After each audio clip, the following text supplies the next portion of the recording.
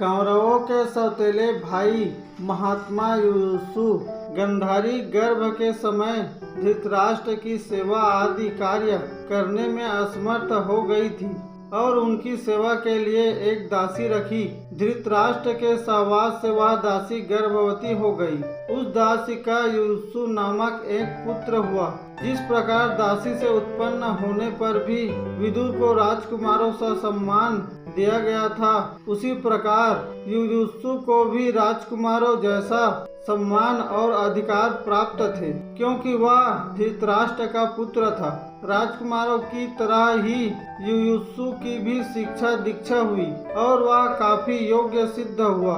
वह एक धर्मात्मा था, इसीलिए दुर्योधन की अनुचित चेष्टाओं को पसंद नहीं करता था और उसका विरोध भी करता था। इस कारण दुर्योधन और उसके अन्य भाई उसको महत्व नहीं देते थे और उसका हास्य भी उड़ाते थे। युयुत्सु ने महाभारत युद्ध रोकने का अपने स्तर पर बहुत प्रयास किया था और दरबार में भी ऐसे ही विचार प्रकट करता था, लेकिन उसकी बात नकार देते थे। जब महाभारत का युद्ध प्रारंभ होने वाला था तो युयुत्सु भी लाचारवश दुर्योधन के पक्ष में लड़ने के लिए मैदान में उपस्थित हो गया। उसी समय युद्ध प्रारंभ होने से ठीक पहले युधिष्ठिर ने कौरव सेना को सुनाते हुए घोषणा की, मेरा पक्ष धर्म का है। जो धर्म के लिए लड़ना चाहते हैं वे अभी भी मेरे पक्ष में आ सकते हैं, मैं उसका स्वागत करूंगा।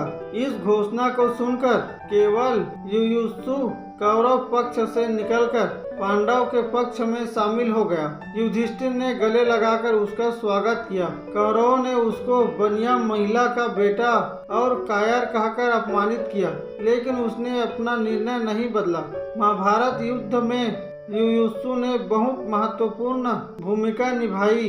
युधिष्ठिर ने उसको सीधे युद्ध के मैदान में नहीं उतारा, बल्कि उसकी योग्यता को देखते हुए उसे योद्धाओं के लिए हथियारों और रसाद की आपूर्ति व्यवस्था का प्रबंधन देखने के लिए नियुक्त किया। उसने अपने इस दायित्व को बहुत जिम्मेदारी के साथ निभाया और अभाव के बावजूद पांडव पक्ष को हथियारों और रसाद की कमी नहीं होने दी। युद्ध के बाद भी उसकी भूमिका महत्वपूर्ण रही। महाराज युधिष्ठिर ने उसे अपना मंत्री बनाया। धृतराष्ट्र के लिए जो भूमिका विदुर ने निभाई थी, लगभग वही भूमिका युधिष्ठिर के लिए युयुत्सु ने निभाई। इतना ही नहीं, जब युधिष्ठिर महाप्रयाण करने लगे और उन्होंने परीक्षित को राजा बनाया तो युयुत्सु को उसका संरक्षक बना दिया। युयुत्सु ने इस दायित्व को भी अपने जीवन के अंतिम क्षण तक पूरी निष्ठा और समर्पण के साथ निभाया। यह माना जाता है कि आजकल के उत्तर प्रदेश के पश्चिमी और राजस्थान के पूर्वी भागों में रहने वाले जो जाट जाति के लोग हैं वे अभी महात्मा युयुत्सु के वंशज हैं।